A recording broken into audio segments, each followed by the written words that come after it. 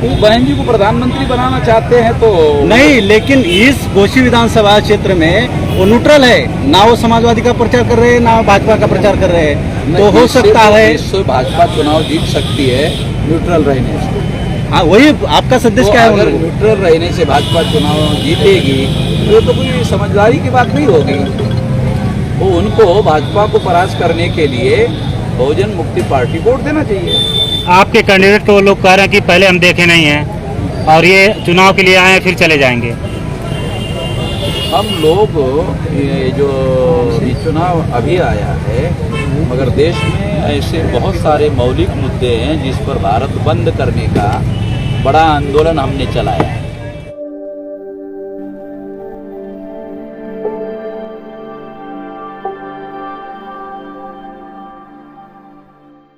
मैं उनका अनुरोध करता हूं कि वो उसको ज्यादा तूल देने का काम ना करें, तो भारत के बाहर खदेड़ने का आंदोलन शुरू हो सकता है।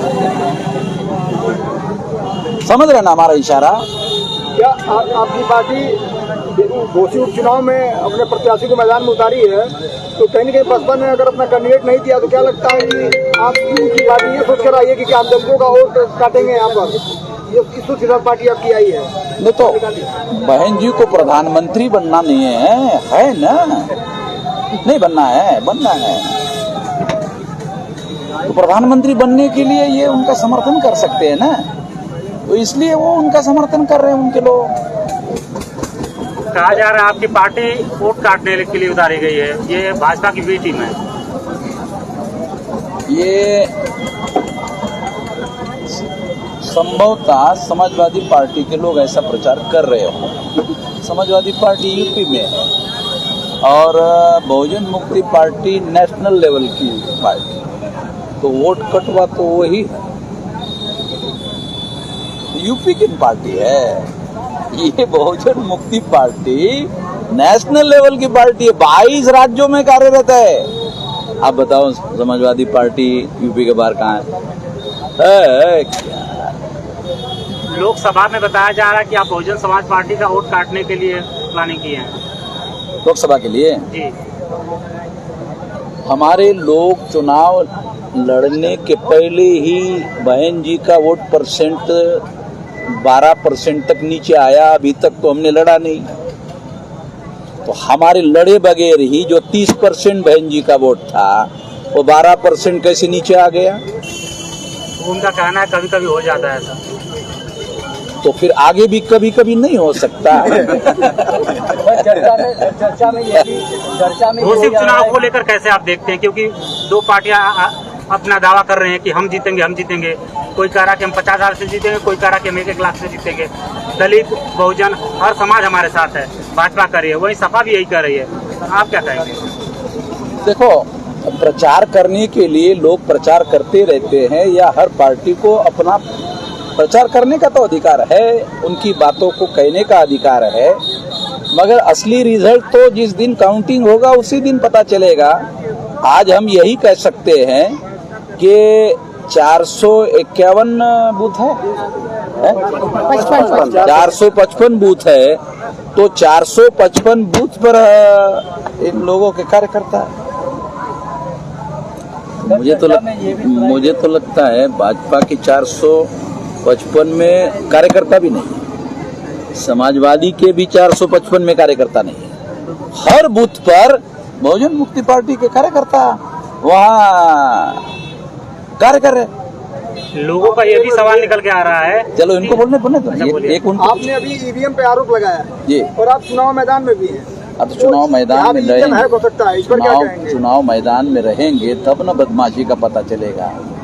चुनाव मैदान में रहे बगैर ही बदमाशी का पता चलेगा। अभी आपको विश्वास है कि अभी ईवीएम हैक नहीं होगा इस उपचुनाव में? हैक होगा, हर हालत में होगा। ये तो सारे देश भर में हो रहा है, इसीलिए तो लड़ रहे ताकि लड़ाई लड़ी जा सके। अगर मान लो कैंडिडेट चुनाव नहीं लड़ता है तो लड़ाई लड़ने के लिए अगर हम मैदान में ईवीएम के विरोध में लड़े तो लोग पूछेंगे जब तुम चुनाव ही नहीं लड़ रहे हो तो काहे खामखा पंगा खड़ा कर रहे हो। और आपकी पार्टी जीत जाती है तब क्या समझ कहेंगे? गए? आपकी पार्टी जीत जाती है चुनाव तब क्या कहेंगे? तब भी हम सर्टिफिकेट नहीं देंगे ईवीएम को। हम बोलेंगे हमको बहुमत दे दो, ईवीएम को 72 घंटे में पिछवाड़े पे लात मारेंगे, संसद में कानून बनाकर निकाल देंगे। सर बसपा का कोई प्रत्याशी नहीं है आए समझ में आ रहा क्या? आए समझ में आ रहा क्या? ये पहले तो ये इम्पोर्टेंट बात समझ में आ रही है। जी सर। सर बसपा का कोई प्रत्याशी नहीं है यहाँ पर। हाँ। और बसपा के जो ईमानदार कार्यकर्ता है, कुछ पदाधिकारी है, वो मायूस भी है और न्यूट्रल भी है। ऐसे कार्यकर्ता के लिए आप क्या संदेश देना चाहेंगे? वो बहन जी को प्रधानमंत्री बनाना चाहते हैं तो नहीं, लेकिन इस गोची विधानसभा क्षेत्र में वो न्यूट्रल है, ना वो समाजवादी का प्रचार कर रहे हैं ना भाजपा का प्रचार कर रहे हैं। तो हो सकता है इससे भाजपा चुनाव जीत सकती है न्यूट्रल रहने से। हाँ, वही आपका संदेश तो क्या है? अगर न्यूट्रल रहने से भाजपा चुनाव जीतेगी ये तो कोई समझदारी की बात नहीं होगी। तो उनको भाजपा को परास्त करने के लिए बहुजन मुक्ति पार्टी को वोट देना चाहिए। आपके कैंडिडेट को लोग कह रहे हैं कि पहले हम देखे नहीं हैं और ये चुनाव के लिए आए हैं फिर चले जाएंगे। हम लोग ये जो अभी चुनाव अभी आया है, मगर देश में ऐसे बहुत सारे मौलिक मुद्दे हैं जिस पर भारत बंद करने का बड़ा आंदोलन हमने चलाया है। जब आरएसएस और भाजपा की सरकार आई तो उन्होंने 13 पॉइंट रोस्टर का मामला हमारा रिजर्वेशन समाप्त करने के लिए किया था। तो हमने भारत बंद करवा के नरेंद्र मोदी को, आरएसएस को, भाजपा को मजबूर कर दिया 200 पॉइंट रोस्टर के लिए, तो आरक्षण बचा। अरे हम तो मैदान जंग में हैं। घोसी में है या नहीं है? घोसी भारत के बाहर है, घोसी भारत में ही है ना। ऐसे में भारत में तो लड़ रहे हैं हम लोग। ऐसे आप लोग बहुजन वोटर को आप भ्रमित कर रहे हैं, क्योंकि बहुजन समाज पार्टी कहती है कि हम हितैषी हैं, चंद्रशेखर कहते हैं कि हम हितैषी हैं, और आप कह रहे हैं कि हम। देखो घोसी सर बसपा का कोई प्रत्याशी नहीं है यहाँ पर। और बसपा के जो ईमानदार कार्यकर्ता है, कुछ पदाधिकारी है, वो मायूस भी है और न्यूट्रल भी है। ऐसे कार्यकर्ता के लिए आप क्या संदेश देना चाहेंगे? जब आरएसएस और भाजपा की सरकार आई तो उन्होंने 13 पॉइंट रोस्टर का मामला हमारा रिजर्वेशन समाप्त करने के लिए किया था। तो हमने भारत बंद करवा के नरेंद्र मोदी को, आरएसएस को, भाजपा को मजबूर कर दिया 200 पॉइंट रोस्टर के लिए, तो आरक्षण बचा। अरे हम तो मैदान जंग में हैं। घोसी में है या नहीं है? घोसी भारत के बाहर है, घोसी भारत में ही है ना। ऐसे में भारत में तो लड़ रहे हैं हम लोग। ऐसे आप लोग बहुजन वोटर को आप भ्रमित कर रहे हैं, क्योंकि बहुजन समाज पार्टी कहती है कि हम हितैषी हैं, चंद्रशेखर कहते हैं कि हम हितैषी हैं, और आप कह रहे हैं कि आप। देखो घोसी में जो बहुत सारे हितैषी लोग कह रहे हैं वो भाजपा के प्रचार में है, और वो वीडियो पे चल रहा है सोशल मीडिया। जिसके हितैषी बोल रहे हैं ना, उसके वीडियो चल रहे हैं कि वो भाजपा के प्रचार में है। आप बता नहीं सोशल मीडिया चला रहे हैं, क्या चला रहे हैं भाई? सर नरेंद्र प्रताप सर जी को आपने समर्थन दिया है, कल जाकर अगर चुनकर आए और उन्होंने उस मुद्दे पर काम नहीं किया तो आप क्या करेंगे उसके बाद? तो हम तो ऐलान कर रहे हैं ना, धोखेबाज को सबक सिखाएंगे। नहीं, ये जनता के लिए ठीक है, लेकिन आप भारत मुक्ति मोर्चा के बतौर आप राष्ट्रीय तो अध्यक्ष हम हैं। संगठन के तौर पर जो भी धोखेबाजी करेगा उसके साथ तो धोखेबाज की तरह व्यवहार करेंगे। ठीक है, धन्यवाद। इसीलिए तो हमने बहुत जांच कर परख कर हमने समर्थन दिया है, इसे थोड़ी दिया। ये 25 साल से लड़ाई लड़ रहे हैं। घोसी उपचुनाव के मुद्दे क्या आप कुछ भी नहीं जाएंगे मिल सर? रहा है तब भी समाज की लड़ाई लड़ रहे हैं। आप घोसी विधानसभा उपचुनाव में अपने प्रत्याशी को उतारे हैं मैदान में। आप अभी तक ग्राउंड में घोसी विधानसभा में सबसे बड़ी क्या 5 कमियां आप बताइए, जो आप कमियां देख रहे हैं, जो आप जिस मामले में बहुत पीछे है घोसी विधानसभा। जो 403 विधानसभा में, अभी आप उपचुनाव में हैं, घोसी उपचुनाव में 403 विधानसभा में दुनिया की तमाम प्रकार की खामियां हैं। पहले नंबर की कमियां तो ये है कि लॉ एंड ऑर्डर जो है किसी भी सरकार में सबसे ज्यादा बढ़िया होना चाहिए।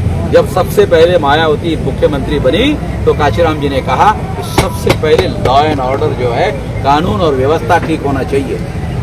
अगर कानून और व्यवस्था ठीक है तो साधारण आदमी अपना रोजी रोजगार मेहनत से कमा कर खा सकते हैं। अगर कानून और व्यवस्था ही बिगड़ जाएगी तो उसके आधार पर तमाम समस्याएं अपने आप पैदा हो जाती है, और आम आदमी अपनी लड़ाई और अपनी रोजी रोटी भी कमाने लायक नहीं रहता है। कास्ट पॉलिटिक्स पर आप कितना बिलीव करते हैं? देखो, कास्ट पॉलिटिक्स की बात वो लोग करते हैं जिनकी संख्या देश में 3.5% है। वो कहते हैं अरे लोग कास्ट पॉलिटिक्स करते हैं।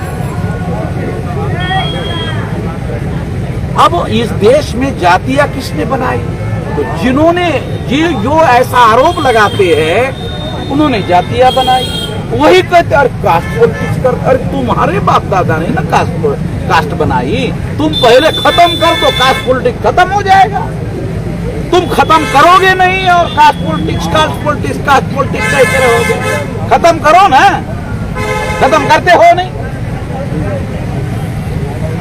अभी आपने केशव प्रसाद मौर्य को बताया कि सीएम कैंडिडेट के दावेदार थे, फिर उनको उप मुख्यमंत्री बना दिया गया।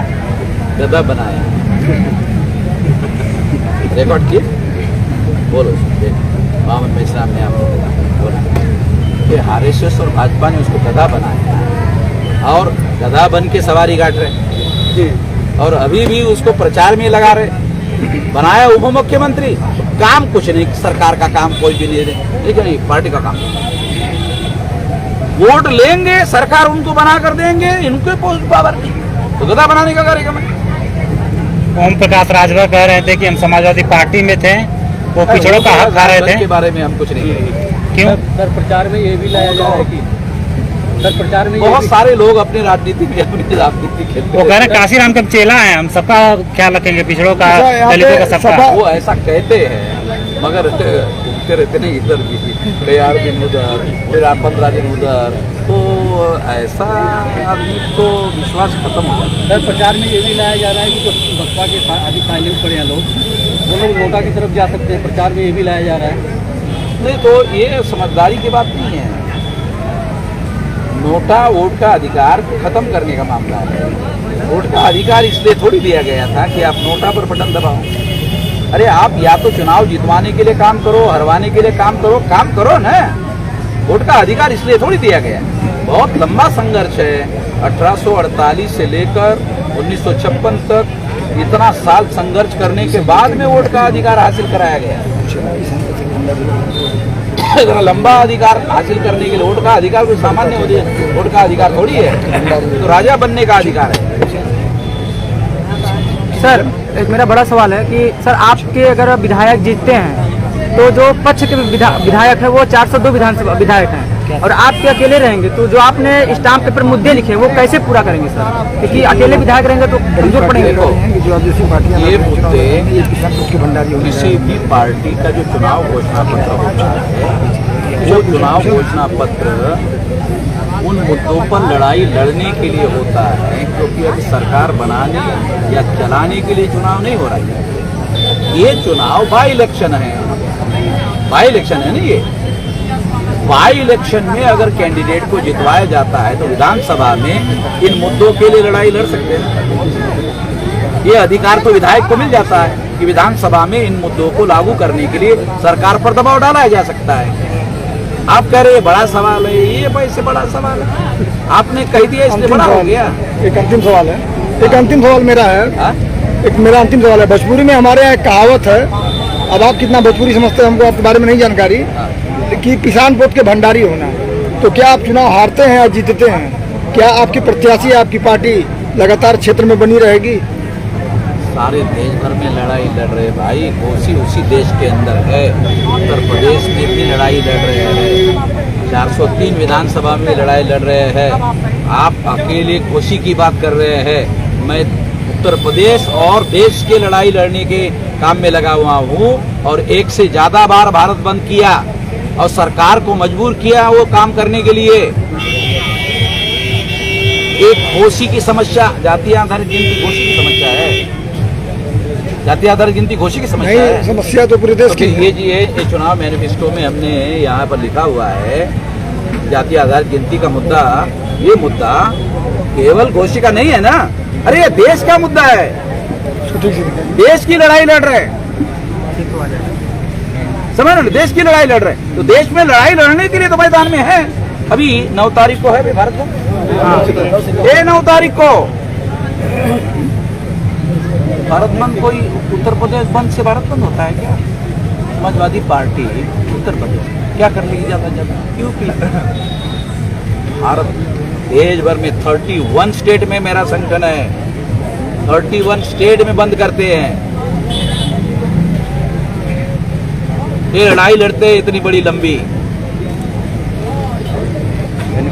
ठीक है, ओके, ठीक है, धन्यवाद। विश्राम साहब जिंदाबाद।